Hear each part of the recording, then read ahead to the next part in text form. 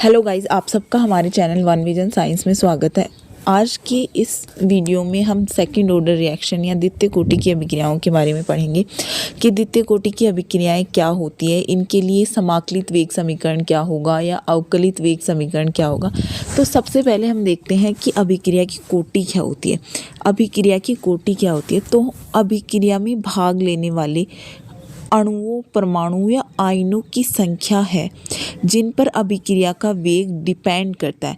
तो अभिक्रिया की कोटि हम क्या कह सकते हैं कि अभिक्रिया में भाग लेने वाले अणु, परमाणु या आयन जिन पे अभिक्रिया का वेग डिपेंड करता है उसको हम अभिक्रिया की कोटि बोलते हैं।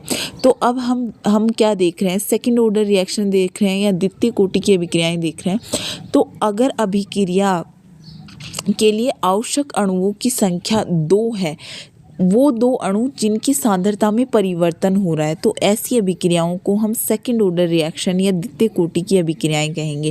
द्वितीय कोटि की अभिक्रियाएं मतलब अभिक्रिया में 2 अणु है जिनकी सांद्रताएं जेन्युइनली चेंज हो रही है, जिनकी सांद्रता चेंज हो रही है, वो उन अणुओं की संख्या 2 है, तो ऐसी अभिक्रियाओं को हम द्वितीय कोटि की अभिक्रियाएं कहेंगे। अब हमने बोला कि अभिक्रिया में अणुओं की संख्या कितनी होगी, 2 होगी।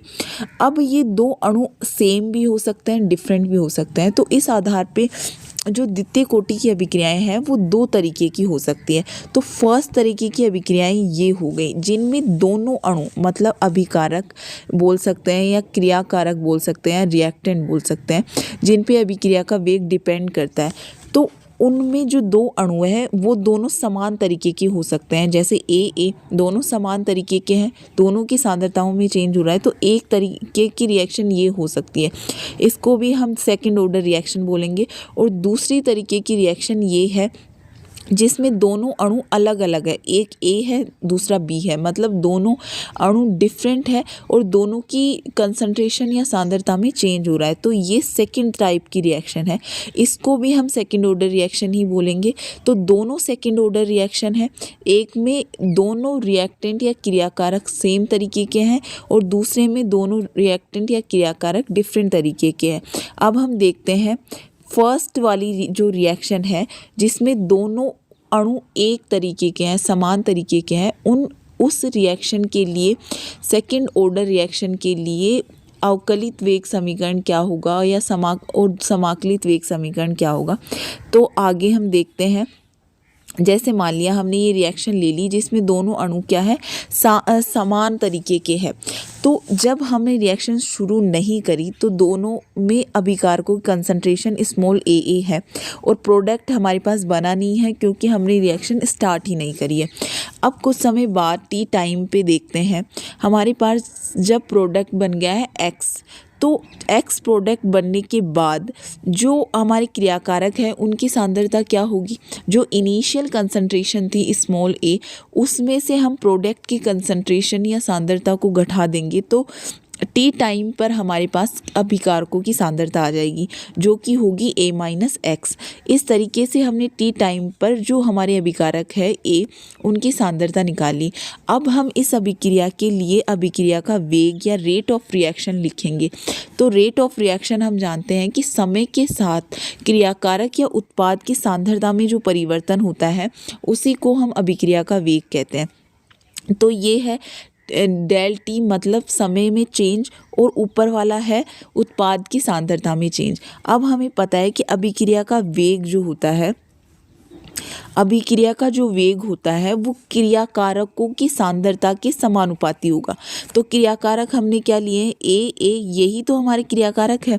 तो क्रियाकारक की सांद्रता क्या हुई, Ca मतलब कंसंट्रेशन ऑफ ए और कंसंट्रेशन ऑफ सेकंड वाला ए, तो इन दोनों की सांद्रता के समानुपाती क्या होता है हमारा अभिक्रिया का वेग या रेट ऑफ रिएक्शन। अब जो ये समानुपाती स्थिरांक है उसको जब हम हटाएंगे तो हम एक वेग नियतांक लगाएंगे। अब हम सेकंड ऑर्डर रिएक्शन की बात कर रहे हैं, तो सेकंड ऑर्डर रिएक्शन के लिए वेग नियतांक क्या होगा, K2 होगा। तो इस तरीके से हमारे पास ये वाला फॉर्मूला आ गया। अब हम आगे देखते हैं कि जो ये फॉर्मूला आया हमारे पास जिसमें अभिकारकों की अभी मतलब सेकेंड ऑर्डर रिएक्शन के लिए अभिक्रिया के वेग की हम बात करते हैं तो ये था dx/dt इक्वल्स टू K2 वेग नियतांक और क्रियाकारकों की सांद्रता। अब हमने क्रियाकारकों की सांद्रता ये दोनों सेम तरीके के थे तो मल्टीप्लाई होके CA और इसका वर्ग हो गया, मतलब क्रियाकारकों की सांद्रता का स्क्वायर हो गया। अब हमने देखा क्रियाकारकों की सांद्रता t टाइम पर कितनी है, a-x है, तो इस CA की जगह हम इसकी सांद्रता लिख देंगे a-x। तो बस यही चेंज करा है हमने कि ऊपर वाले फॉर्मूले में हमने K2 ऐसे कैसे था, CA की जगह इसकी सांद्रता हमने लिख दी a-x स्क्वायर। तो जो ये वाला फॉर्मूला है उसको हम बोलते हैं द्वितीय कोटि की अभिक्रियाओं के लिए डिफरेंशियल फॉर्म या अवकलित वेग समीकरण। तो ये सेकंड ऑर्डर रिएक्शन के लिए अवकलित वेग समीकरण ये वाला हो गया। अब हम समाकलित वेग समीकरण निकालने के लिए क्या करेंगे, जो ये समीकरण एक आया हमारे पास, अवकलित वेग समीकरण आया, उसी का हम समाकलन कर देंगे। तो इसका समाकलन करने के लिए हम क्या करेंगे, सेम टर्म्स एक तरफ ले आए, मतलब dx/dt था इक्वल्स टू ये था a-x स्क्वायर। तो इस x वाली टर्म को इधर ले आए और dt को उधर भेज दिए, तो K2 dt हो गया dx/a-x स्क्वायर हो गया। और ये है समाकलन का चिन्ह जिसको हम बोलते हैं साइन ऑफ इंटीग्रेशन। तो जब हम इसका समाकलन करते हैं dx/a-x का स्क्वायर का समाकलन करते हैं तो समाकलन आता है इसका 1/a-x। ये समाकलन के फॉर्मूले हैं जो हमें डायरेक्ट याद करने होते हैं। जब हम इसका समाकलन करते हैं dx/a-x स्क्वायर का तो हमारे पास आता है 1/a-x। और K2 एक कांस्टेंट है तो कांस्टेंट हमेशा बाहर निकल जाता है। dt का समाकलन करने पर t आता है तो t हमने लिख दिया, प्लस ये समाकलन स्थिरांक है c।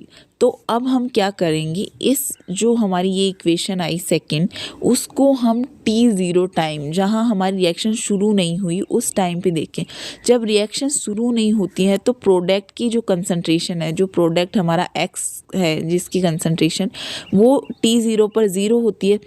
तो t0 पर जब x की वैल्यू 0 रखेंगे, t की वैल्यू 0 रखेंगे तो ये टर्म पूरी 0 हो जाएगी, x 0 हो जाएगा।